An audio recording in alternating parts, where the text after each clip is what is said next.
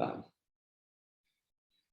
Então, boa noite a todos. Quem está aqui participando dessa aula bem interessante, de um tema bastante vasto, né, que é sobre a parte de autoimunidade, que a gente vai entrar agora, e de imunologia do olho. Por que o olho tem o privilégio de ter apresentações de doenças autoimunes? Esse é o momento também da passagem da matéria de uveites, que a gente estava apresentando as uveites infecciosas. Agora vamos entrar no mundo das não infecciosas, que muitas das vezes são relacionadas com doenças reumatológicas, mas também com outros órgãos que podem ser acometidos. Eu enviei para vocês, né, uma separata falando resumidamente sobre o tema, onde tem vários referências bibliográficas, onde vocês podem ler e ampliar o conhecimento. Então, para o entendimento mais básico de tudo, é que na anatomia do olho, ela é dividida na camada externa, que é a camada fibrótica, composta pela córnea e pela esclera. A córnea e a esclera, elas têm características de ter a estrutura do olho e manter o olho anatomicamente sustentado com as outras estruturas que vêm por dentro. E também a questão dessa parte da córnea, ela faz parte também da área refrativa do olho, que gera astigmatismo e que também, pela sua translucidez, consegue fazer com que a luz entre no fundo do olho e seja revelada a imagem. A camada média ou vascular, ela é composta pela íris, corpo ciliar, na parte anterior, né, da úvea, e a parte intermediária, que é a pars plana. A pars plana é a transição para a parte posterior, que é a coroide. Então, a úvea posterior, úvea intermediária e úvea anterior, que vai dar uveite anterior, uveite intermediária e uveite posterior. E a camada interna ou sensorial do olho, ela é composta pela retina. A retina é como se fosse o filme da máquina fotográfica, onde ele revela a imagem através das suas fibras, células ganglionares, e suas fibras tornam-se o nervo óptico, e através do nervo óptico, que é o nosso cabo do USB, leva a imagem para o cérebro, onde ela é armazenada e se torna uma imagem gravada como uma memória cerebral da imagem captada pela nossa câmera fotográfica. Então, a camada externa fibrótica, ela tem uma característica. Na córnea, ela tem um colágeno tipo 1 e as células basais do limbo. Essas células daqui, o colágeno tipo 1, ele tem uma característica de ter a mesma apresentação na artrite reumatoide, na artrite idiopática juvenil, na policondrite recidivante e na espondilartrite. Por quê? Os autoanticorpos que são produzidos contra as doenças, eles vão ter tropismo por essa estrutura, principalmente, que é o colágeno tipo 1 da córnea, que também está presente na esclera, e eles se depositam, por isso que essas doenças elas têm tropismo, porque tem tropismo pelas articulações. As lamelas de colágeno, principalmente, também estão nas articulações, e isso daí faz com que esclera e córnea acometem essas doenças. A síndrome de Sjögren, ela produz anticorpos contra todos os ácidos que produzem lubrificação. Aqui, na conjuntiva, tem os ácidos que produzem nas células caliciformes, que são as Globet cells, que produzem a fração da mucina, que é a proteína que reveste e compõe a camada externa, a camada mais próxima da córnea. E, depois dela, vem o componente aquoso e, por último, o componente lipídico. Então, as glândulas lacrimais acessórias, elas produzem o componente aquoso da lágrima. Então, os autoanticorpos, como tem tropismo pelos ácidos de todas as células que produzem a lubrificação do corpo, eles vão destruir as células das glândulas lacrimais acessórias e das células produtoras de mucina, que são as Globet cells. No caso da camada média, que é a úvea, que é um corte ultraestrutural, onde a gente vê a íris, corpo ciliar, a face plana, que é a uva intermediária, e a parte posterior, que é a coroide. Então, ela tem uma característica, ela tem a barreira hematocular. E essa barreira hematocular, ela protege o olho pela passagem de tanto germes causadores das infecciosas, quanto protegem contra os autoanticorpos ou interleucinas, citocinas, mediadores inflamatórios que saem da camada vascular e vêm atingir a parte da úvea.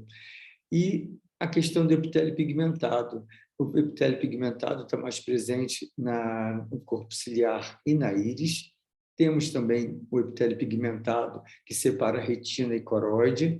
Então, isso daí é extremamente interessante de entender, que o porquê essa anatomia prevalece, né? Faz o privilégio do olho ter essa proteção natural contra infecções e contra doenças autoimunes.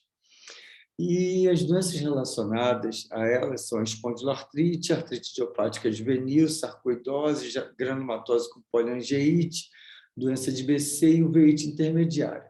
Então, essas daqui são as que têm mais relação e tropismo por essas regiões. Na camada interna, ou neurosensorial, nós temos o nervo óptico lá no fundo do olho, que tem os vasos da artéria e veia oftálmica, com seus ramos, a região da retina do polo posterior e a mácula, onde dá a visão central. Aqui, uma ultrassonografia mostrando o vítreo, que é o componente anterior à retina. Esse componente ele é transparente, também composto de uma substância muito hidratada, e essa substância ela está relacionada com a uva intermediária, muitas das vezes da uveíte intermediária ou da uveíte posterior, quando tem uma lesão de retina que vai causar uma transsudação tanto de células inflamatórias quanto de mediadores inflamatórios. Então, a gente vendo a mácula e fazendo um corte ultraestrutural no OCT, vamos ver que a mácula é composta pelas camadas retinianas, pelo epitélio pigmentado, como eu falei para vocês, e logo depois abaixo vem a coroide. Então, as doenças do polo posterior, elas estão intimamente relacionadas. Muitas das vezes acontece na coroide, acontece aqui na esclera, vem da esclera para a coroide, da coroide para a esclera, ou da coroide para o vítreo, ou do vítreo para a esclera, e às vezes pode acometer também o nervo óptico. Muitas delas também acometem a mácula, causando edema macular. Isso por quê? Porque ela tem uma característica natural, que é a barreira hematocular, que protege contra o extravasamento das lesões que vêm, ou as invasões que vêm da coroide, que é a camada mais vascular antes da retina. E a camada do epitélio pigmentário também protege essa passagem, tanto de doenças infecciosas quanto doenças inflamatórias ou autoimunes ou imunomediadas. E a camada do endotélio vascular, que está já dentro do olho, né? Então ele reveste os vasos que estão dentro do olho. Então, a camada do endotélio vascular dessas células, elas protegem que transude, né? Que saia o líquido de dentro do vaso ou que gere um processo inflamatório chamado vasculites ou tromboses ou oclusões.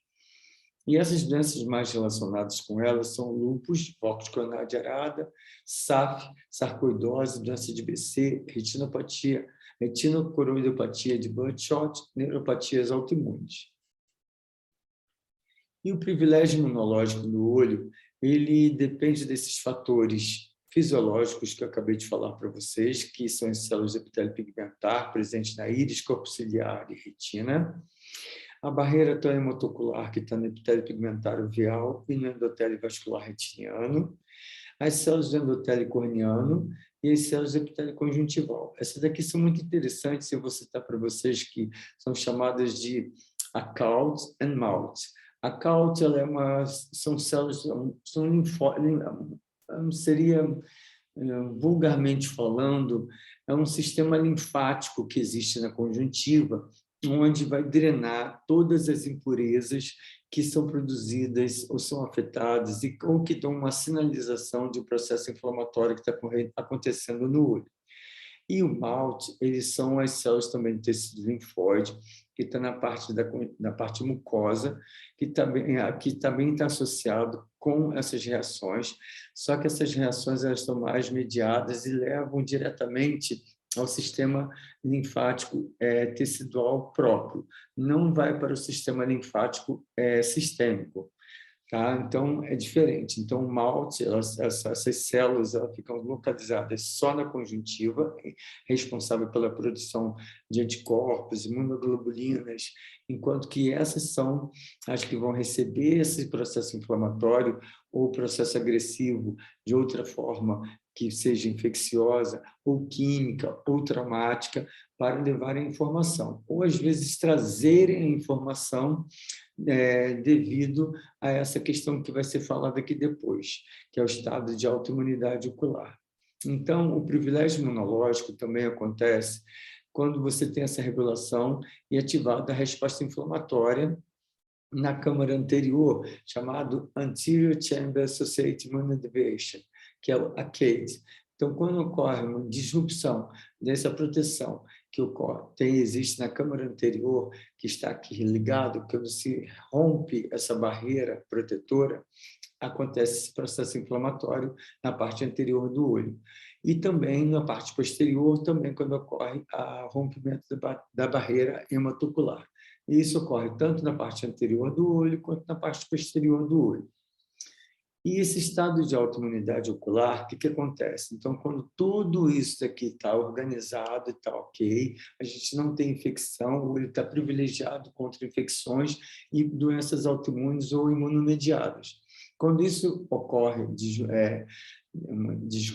uma perda da integridade, ocorre esse estado inflamatório, que é chamado um estado de autoimunidade ocular, no caso que a gente vai falar aqui hoje sobre a questão imunológica. Então, são ativadas células CD4 que migram para a região e respondem com CD4, fazendo um processo inflamatório, liberando citocinas, anti-TNF, interferon, todos os mediadores inflamatórios. Eles infiltram o olho e causam mais respostas imunes e mais inflamação. Consequentemente, eles vão causar danos às células e aos tecidos responsáveis pela visão.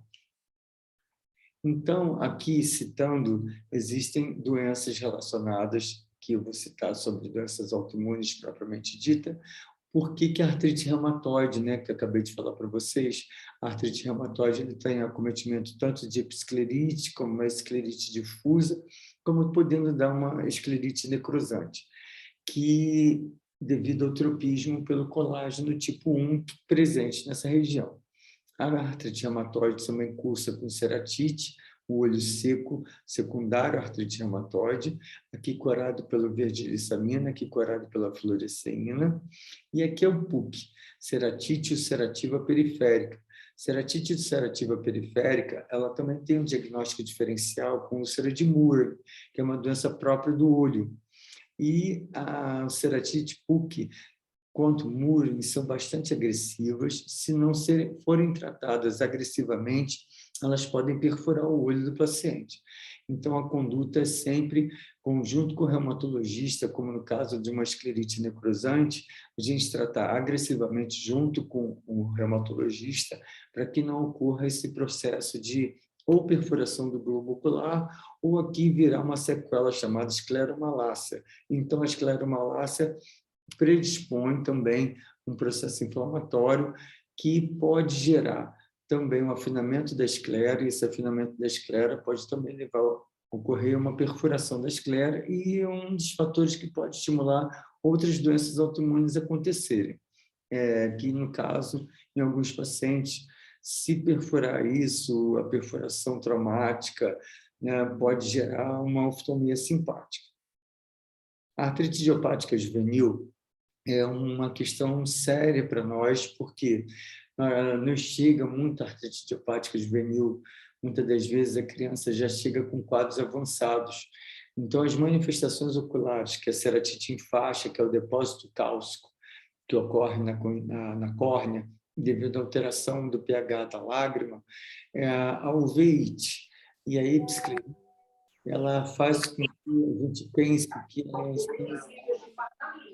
são apresentações que o paciente já está tendo há bastante tempo, e essa apresentação há bastante tempo é um sinal de que a doença já existe no corpo e ela está sendo não está sendo controlada, porque muitas das vezes o paciente tem a doença e pensa que é uma conjuntivite, vai à emergência, na emergência a criança usa corticoide e ela melhora, ou muitas das vezes ela, por automedicação, às vezes vai na farmácia, o balconista da farmácia passa um colírio de corticoide para a criança pensando que é conjuntivite e quando chega a nós, ela já está com um quadro bastante avançado, com catarata branca, já teve vários episódios aqui mostrando esse nécleos posteriores, e aqui é um quadro já em atividade. Então, esse quadro em atividade, quando chega a gente, nós oftalmologistas, ainda mais os estão um pouco mais acostumados a verem uveíte, né, esse já é um alerta para encaminhar para o reumatologista, porque muitas das vezes a criança ainda não tem toda a manifestação sistêmica, as quedas não são percebidas pelos pais, então as alterações de articulação ainda não são percebidas. Acho que aquilo ali é um fato que pode ser que do desenvolvimento, então, muitas das vezes, ela já chega tardiamente, mas para nós isso aqui é um problema sério, a catarata, nesse caso, né? A ceratite em faixa também é outro problema. Por quê? A criança, até 8 anos de idade, ela necessita de enxergar para ter o desenvolvimento visual. Então, quanto mais precocemente nós conseguirmos pensar em artrite idiopática juvenil como essas manifestações oculares, vamos evitar que ocorra esse fato e só pegar nesse estágio, já pensar nisso, que não seja só uma uveíte ou uma inflamação que não esteja relacionada com uma doença da primeira infância. Então, ela varia de acordo com a forma da apresentação da artrite idiopática juvenil. Na grande maioria dela, pálsia articular é que vai dar uveíte ou outras manifestações oculares. E a presença de sinéquia posterior, catarata, ceratite em faixa, alteração da pressão intraocular, na consulta inicial, é preditor de inflamação persistente ou subvalorizada. Subvalorizada por quê? Porque a criança já estava apresentando isso. Muitas das vezes o pediatra ele prescreve para o paciente um colírio de corticoide e a criança ainda não tem o quadro completamente fechado de alterações articulares, não fecha o diagnóstico e deixa passar. E por isso que chega um quadro muito sério e necessita rapidamente ter um contato com o reumatologista e a gente prevenir o desenvolvimento da cegueira ou da baixa visual reversível. No caso das espondiloartrites, o que acontece? As espondiloartrites elas têm um tropismo pela êntese. A êntese é a chegada do tendão, os músculos, no osso. Então, a êntese do olho ela é o quê? A chegada do tendão na esclera. Por isso que, muitas das vezes, o quadro de espondiloartrite ela começa pela episclerite, pela esclerite, e por contiguidade ela vai pegar a nossa êntese, que está do lado da esclera e da episclera, onde estão aqui os nossos tendões, eles vão pegar o corpo ciliar e a íris e provocar a uveíte anterior aguda recorrente. Então, devido à liberação desses processos, mesmo mediadores inflamatórios, que é a mesma coisa que acontece tanto na articulação como no olho, que o principal deles é o TNF, que vai gerar o processo inflamatório. Atualmente, em alguns casos, é utilizado inibidores de interleucinas, e para alguns casos mais específicos. Mas os mais potentes para tratamento das espondiloartrites são os anti-TNFs. Então, as espondiloartrites, muitas das pessoas acham que é uveíte anterior aguda recorrente. Não, ela tem também, muitas das vezes, um quadro inicial de episclerite. Essa episclerite recorrente, muitas das vezes, que se melhora espontaneamente. Como eu falei para vocês, a questão aqui é a nossa êntese. Então, como isso aí não incomoda tanto o paciente, não dá tanta dor, não dá tanta irritação, os pacientes, eles melhoram espontaneamente ou serão tratados e esse quadro não é pensado, porque muitas das vezes a espondiloartrite também, a dor lombar, que é a lombalgia inflamatória, ela é tratada pelo ortopedista, na emergência da ortopedia. E toma um anti-inflamatório não hormonal, que inicialmente é o tratamento da espondiloartrite, na grande maioria dos casos, e o paciente passa desapercebido. Quando chega ao quadro apresentando já uma uveíte nesse porte, com olho vermelho, dor, fotofobia, muitas das vezes a gente dilata a pupila do paciente e vê esses pigmentos no cristalino, na íris, pigmentos irianos no cristalino. Por quê? O paciente já teve vários episódios. Olha aqui, ó, o olho está branquinho, então ele tem sinal de Vossos, para os oftalmologistas que estão assistindo, isso daqui está na própria CBO, esse anel de Vossos, isso daí mostra que teve vários episódios. Como aqui, essa uveíte, paciente, ó, o olho está calmo, você foi dilatar o olho do paciente e realmente você observa que ele tem uma aderência que é a sinéquia posterior. E isso já denuncia que o paciente teve vários episódios anteriores e que para o reumatologista vai ser extremamente importante, porque ele vai ter um entendimento que o tratamento da coluna com o olho, que é uma manifestação extra-coluna, extra-articulação periférica, o tratamento ele muda.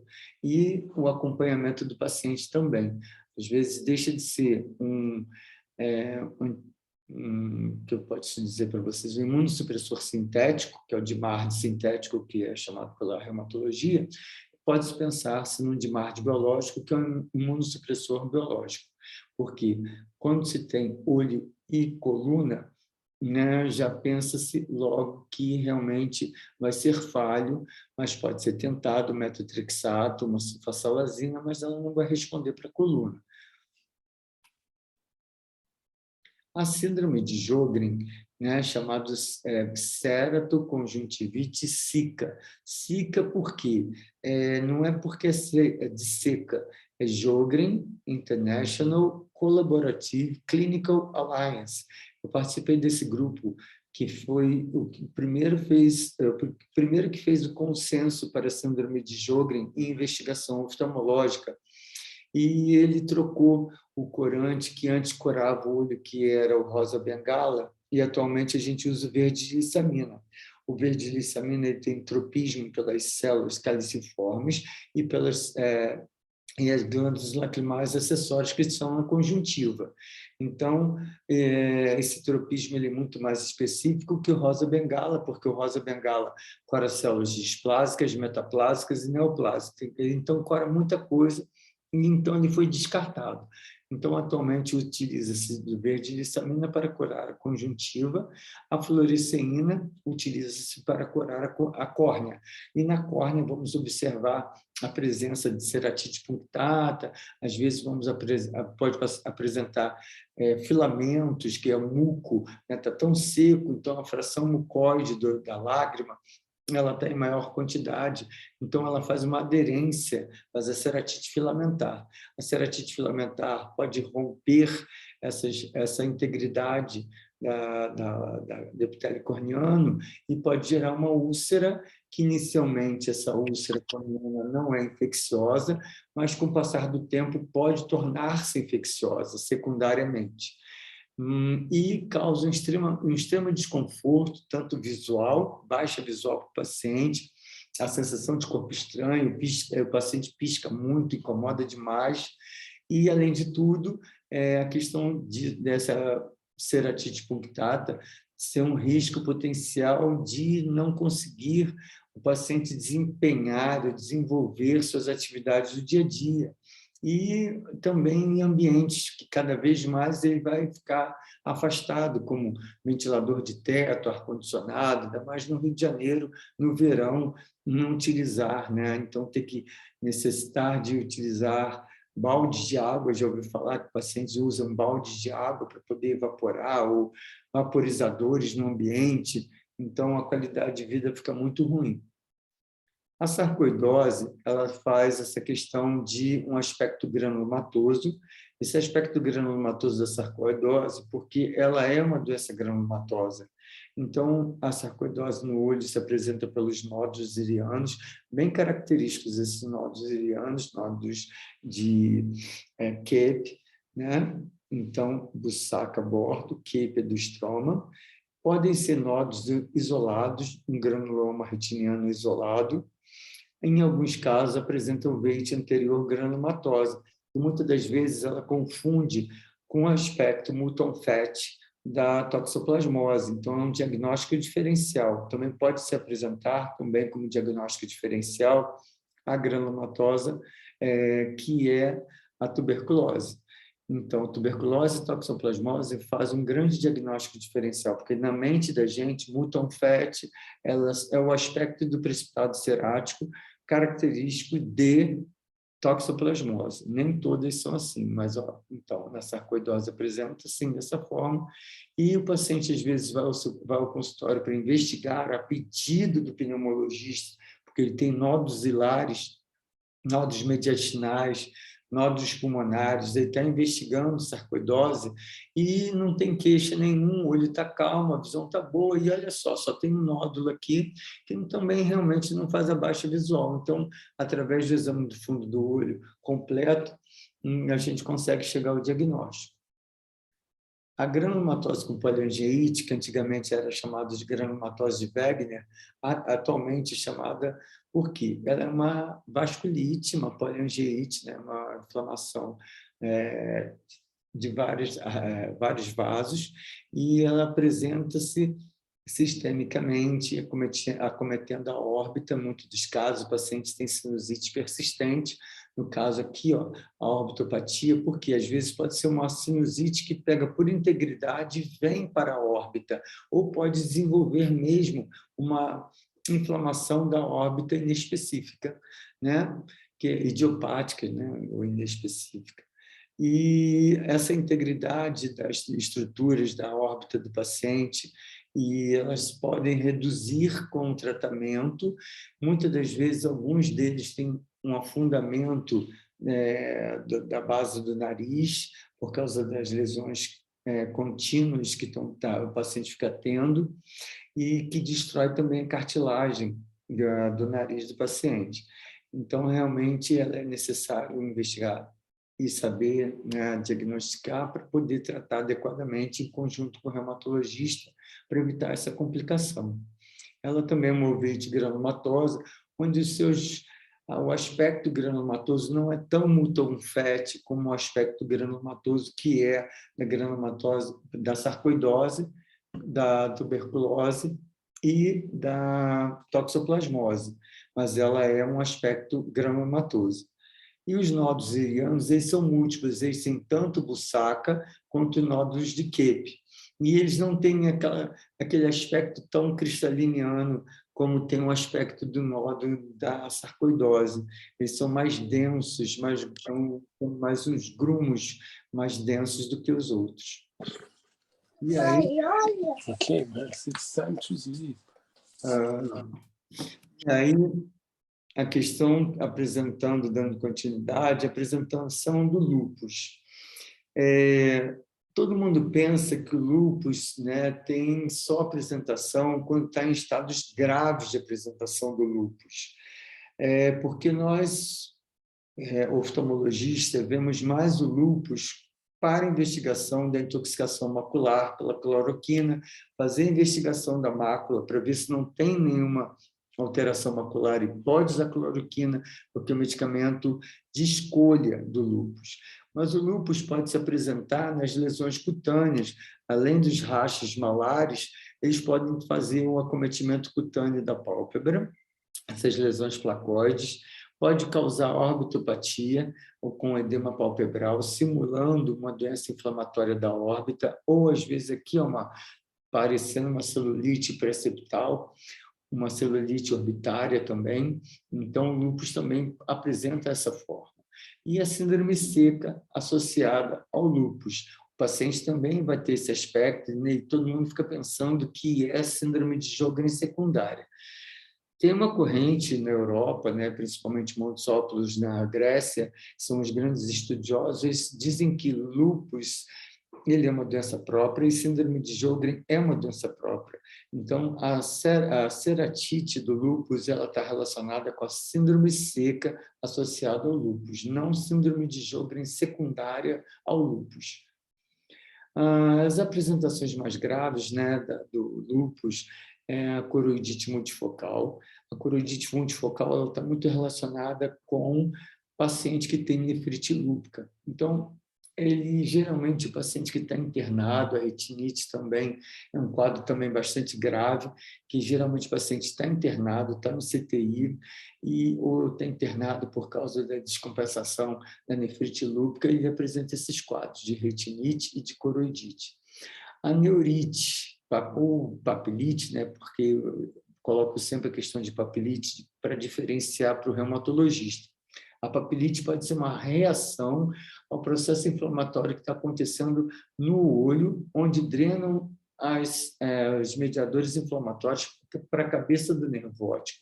Então, drenando para a cabeça do nervo óptico não quer dizer que ele tem neurite óptica, ou ele pode estar iniciando o quadro da neurite óptica, que vai se estender para o nervo óptico do paciente. Mas, muitas das vezes, quando o paciente tem neurite óptica, né, do lúpus, ele está apresentando o neurolúpus. Então, o neurolúpus ele vai ter as queixas do neurolúpus, alterações de comportamento, dor de cabeça, e vai ter alterações de ressonância magnética características do lúpus.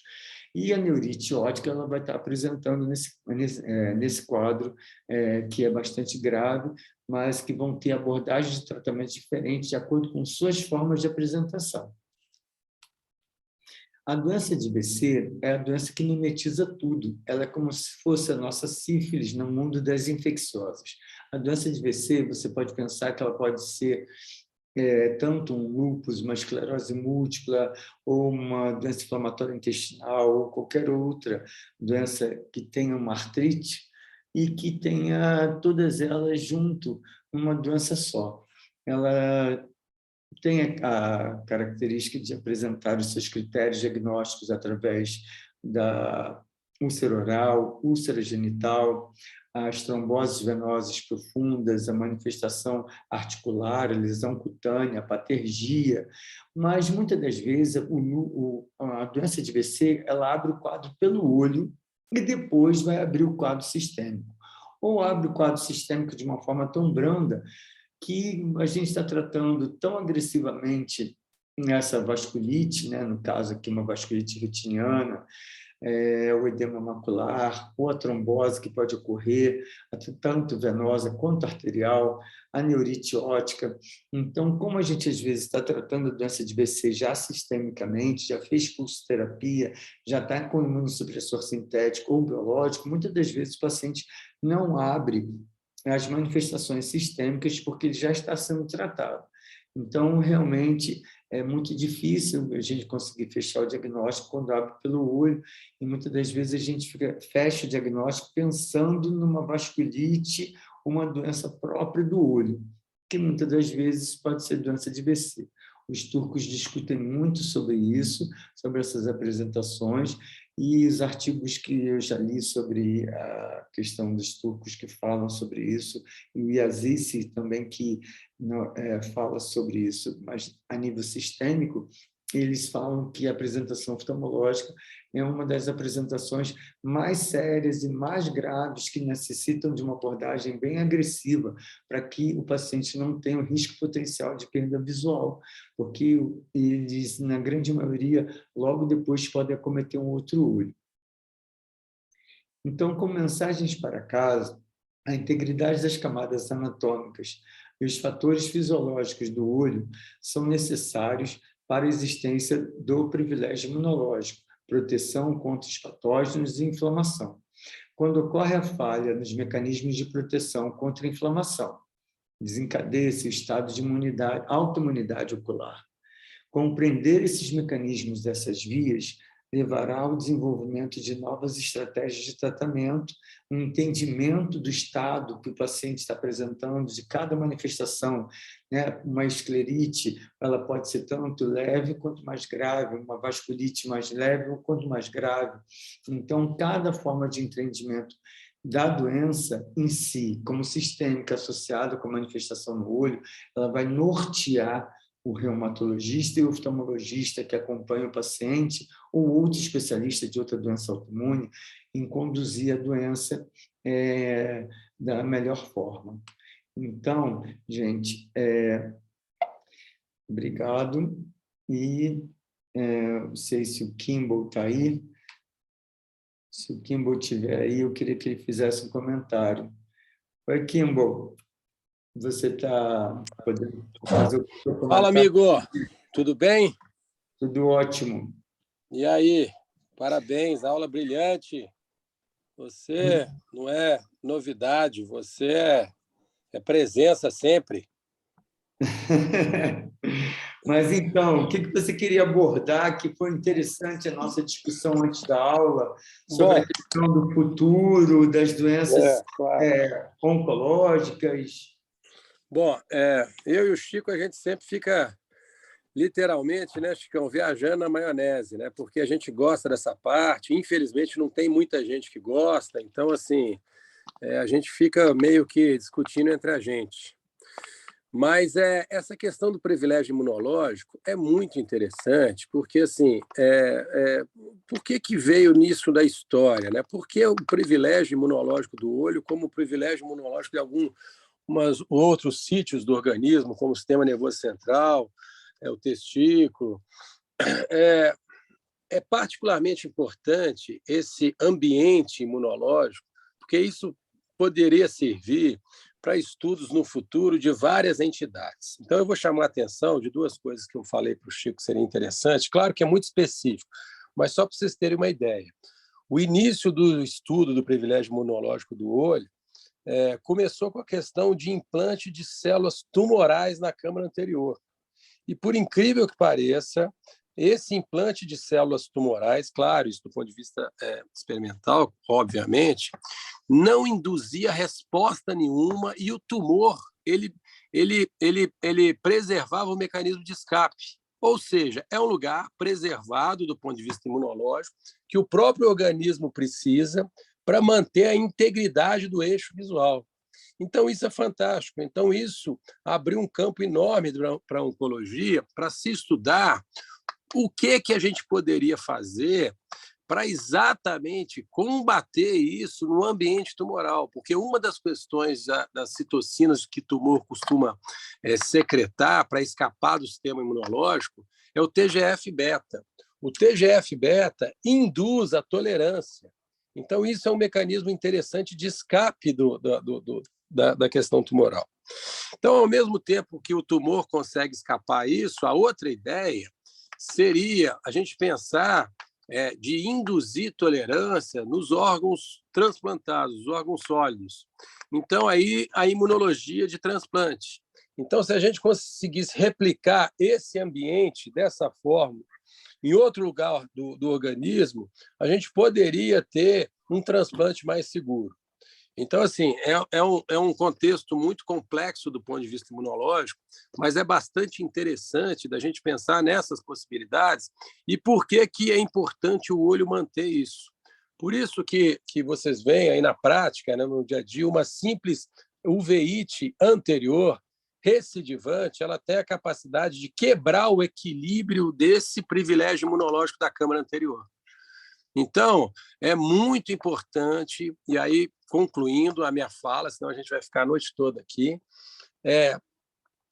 nas doenças autoinflamatórias, das doenças autoimunes, como o Chico muito bem colocou aí, a gente ser bastante eficiente inicialmente para tratar, porque você diminui a possibilidade do linfócito T de memória. Então, se você consegue ser mais rápido no tratamento inicial essas doenças tendem a ser menos crônicas. Então, isso é que é importante.